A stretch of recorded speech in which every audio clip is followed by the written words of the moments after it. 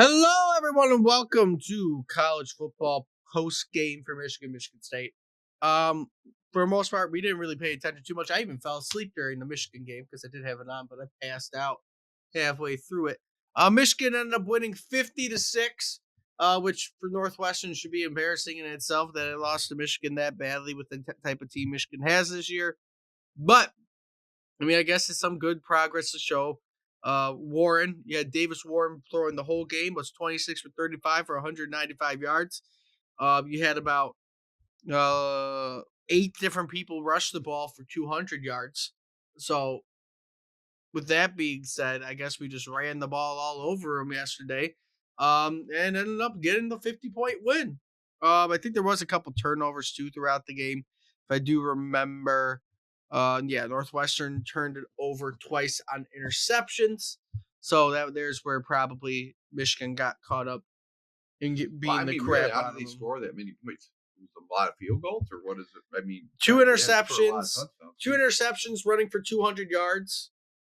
Probably pulls into that because when you score 50, you have 5 rushing touchdowns, so there's 35 points right there. And then you had another 15, which would be 5 field goals. You have 5 rushing touchdowns and a passing touchdown, so 6 total touchdowns for 42 points. Oh man! On top of 8 I extra can't points even somewhere. imagine that Michigan's offense could score 50 points on anybody. But that Northwestern must be an atrocious team. Must be. That's the only thing I can think of. I'm trying to see. Haven't been paying attention to them. I'm trying to see if maybe there was like a pick six somewhere. I don't know. No, there wasn't a pick six. There wasn't a kick return for a touchdown. I'm not seeing any. We are not informed on the Michigan Northwestern. No, we were not. But also at the same time, again, I was just. Man, 50-6. 50-6. I can't believe I would think that was not what we predicted the distance was, but up against Michigan's offense, they could probably do better. But I mean, Michigan played well though. I mean, there's nothing else to say with that. Give them credit. But I mean, it all comes down to next week. If you that care means about they're 500, right? They'll be 500. Okay, that's what I said. They win your 2 games, you're 500. Not so bad. Not a losing season. Looking at Michigan State now with their win, they won over Purdue 24-17. Purdue only winning one game this year, so I don't know if you should feel confident in that score as a Michigan State fan. You got thrown on for 342 yards by Purdue's quarterback, which again, don't know if you should feel good about that with them only winning one game. And they ran for a total of -4 yards. So I mean, you shut down the rushing game, but he threw for 350 yards on you. So we give him credit. I mean, come on. Childs was 50%, 15 for 31 for 159 yards, and they ran for another 137. 2 passing TDs, while rushing TD is also in there. So does that make them 500 too, or no? No, they have to win next week. Against who? Rutgers. I think Rutgers being a 6-5 team. Right now, a good game. Rutgers is favored in the game. Right. But Michigan State is leading the spread by 1.5 points. Whoa. So, we'll see. But overall, Michigan State, you got the win. Now you're playing for your 500 life next week. And we'll probably get a little bit more into that. But the points, which I think is what at this point, like -25.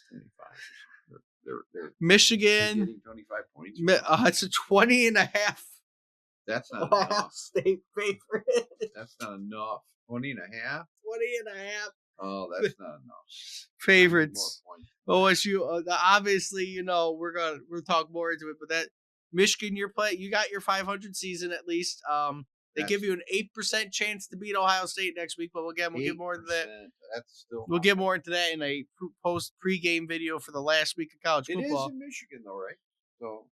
It's in Ohio State. It's at Ohio State. It's at Ohio State. Well, then there ain't no way in the world they're going there to get slaughtered. The over/under is 43.5 currently before you do a pre-game video, so they're expecting. Yeah, they're expecting quite the route to happen for Michigan. They're expecting those games. But overall, again, our college football videos are pretty short because we don't really have much to talk about with them. More or less because they haven't done us well this year. We'll see if they make a bowl game. They are going to be 500 Michigan wise, so they might make a bowl game. You know, the Pop Tart Bowl or whatever, Orville Redenbacher Bowl or something. whatever random bowl they throw them in. Maybe they'll be in the Quicken Lanes Bowl or whatever it is, Rocket Mortgage Bowl in Detroit or whatever it is, play at Ford Field. But we'll see what They ends should up. play each other.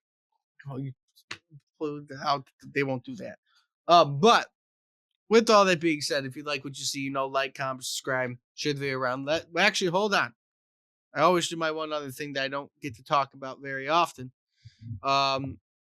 Is our top 25 for the week. Oh, I know. The top 20, our little surprises that would have happened for the week, because I didn't actually talk about any of that. Realistically, no, we were hoping Indiana would win. They did not. Ohio State beat them. Oh, that's right. 38, 38-15. The question they is, prove that they're worthless. Are they worth being a playoff spot? Yes or no?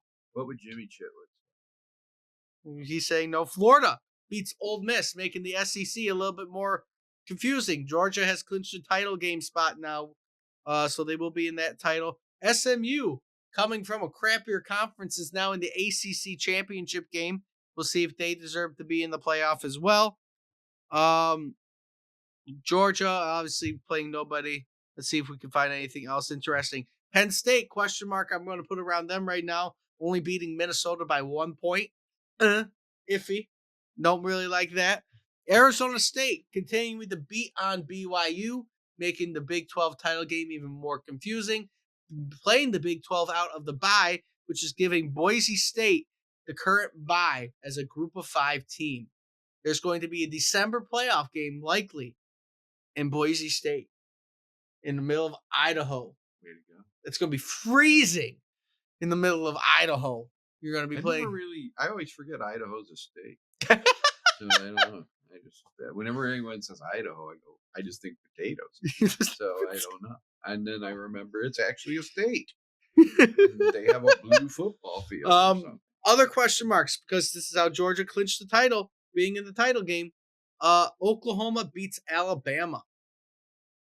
So where are they going to sit in the college football playoffs? We'll know more when I do a pregame, because I'm doing this before everything gets announced for the next week. But figuring out where everybody drops to, Colorado now has a little bit of a chance to make the playoff. Georgia is at 10 currently, still 9. I just want to see if anything is updated fully. Notre Dame has moved to 6. So they're in the potential. Notre Dame could potentially get a bye, but I don't think they will because they're not in a conference. They'll probably get number 5.